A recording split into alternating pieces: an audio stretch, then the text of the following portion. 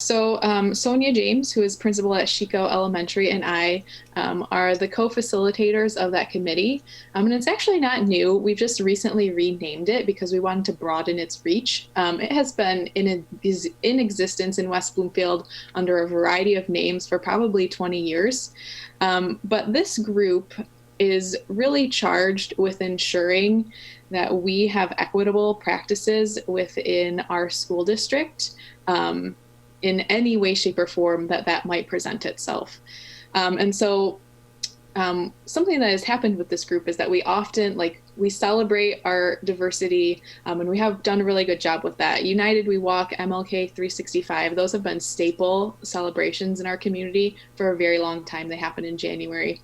But sometimes when we get really busy, the actual work of diversity, equity, and inclusion is lost.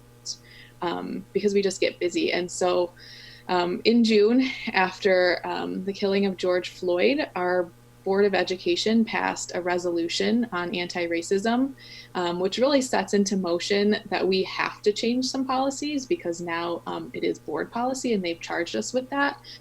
And so we've been doing a lot of work over this summer, in addition to getting ready for school, to work on some of those systemic policies and barriers that some students have to being successful in our district.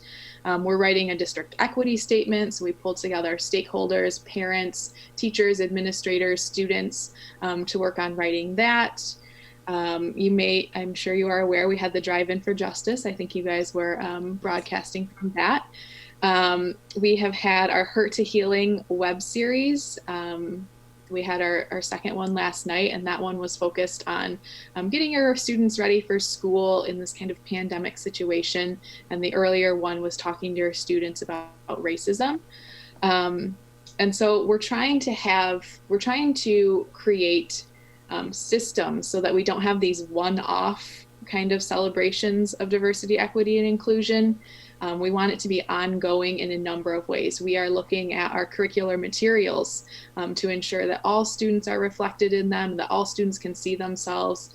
We're looking at our discipline policies, our attendance policies, because there are disparities in racial groups within those policies. We're looking at our school programming, particularly at the high school, to ensure that students are represented in our clubs and our extracurriculars. We're looking at staff PD. So some of the professional development that staff had to do this summer focused on anti-racist teaching practices and how they can bring that into their particular content.